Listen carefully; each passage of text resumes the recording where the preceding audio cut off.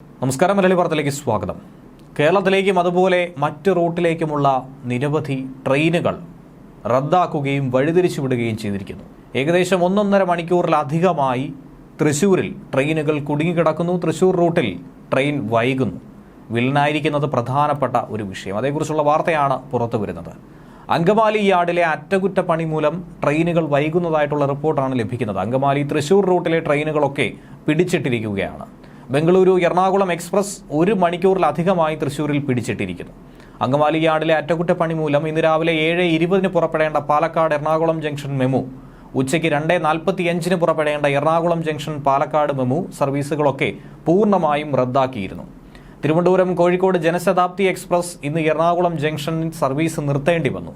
Thiruvananthapuram Shoranur Venad express Ernakulam ടൗണിലും Kannur Alappuzha express ഷൊർണൂരിലും service അവസാനിപ്പിക്കും. പാലക്കാട് തൂത്തുക്കുടി പാലരുവി എക്സ്പ്രസ് ഇന്ന് ആലുവയിൽ നിന്നും വൈകിട്ട് 6:05 പുറപ്പെടുന്നത്. പാലക്കാടിനും ആലുവയ്ക്കും ഇടയിൽ സർവീസ് റദ്ദാക്കുകയും ചെയ്തു. അതോടൊപ്പം രാജ്യത്ത് മറ്റ് പ്രദേശങ്ങളിലും നിരവധി ട്രെയിനുകൾ റദ്ദാക്കുന്നതായിട്ടുള്ള റിപ്പോർട്ടാണ് റെയിൽവേ പങ്കുവച്ചിരിക്കുന്നത്. ആന്ധ്രാപ്രദേശിൽ കനത്ത മഴ തുടരുന്ന ഒരു സാഹചര്യമാണ് ഇപ്പോഴുള്ളത്. സുരക്ഷ മുൻനിർത്തി നിരവധി ട്രെയിനുകൾ അതുകൊണ്ട് റദ്ദാക്കിയെന്നാണ് റെയിൽവേ പറയുന്നത്. കേരളത്തിലൂടെ ഓടുന്നവയിൽ ശബരി എക്സ്പ്രസിനെയാണ് പൂർണ്ണമായും റദ്ദാക്കിയത്. കേരള എക്സ്പ്രസ് ഉൾപ്പെടെ ഏതാനും ട്രെയിനുകൾ വഴിതിരിച്ചു വിടുകയും ചെയ്തിട്ടുണ്ട്. റദ്ദാക്കിയ ട്രെയിനുകളുടെ ലിസ്റ്റ് പുറത്തുവിട്ടിട്ടുണ്ട്. സെപ്റ്റംബർ 1 സെക്കന്ദരാബാദിൽ നിന്നും പുറപ്പെടേണ്ട ട്രെയിൻ സെക്കന്ദരാബാദ് തിരുവനന്തപുരം ശബരി എക്സ്പ്രസിനെ പൂർണ്ണമായും റദ്ദാക്കിയിട്ടുണ്ട്. ഒപ്പം സെപ്റ്റംബർ 3 തിരുവനന്തപുരത്ത് നിന്നും പുറപ്പെടേണ്ട ട്രെയിൻ തിരുവനന്തപുരം സെൻട്രൽ സെക്കന്ദരാബാദ് ശബരി എക്സ്പ്രസിനെയും റദ്ദാക്കിയിട്ടുണ്ട്.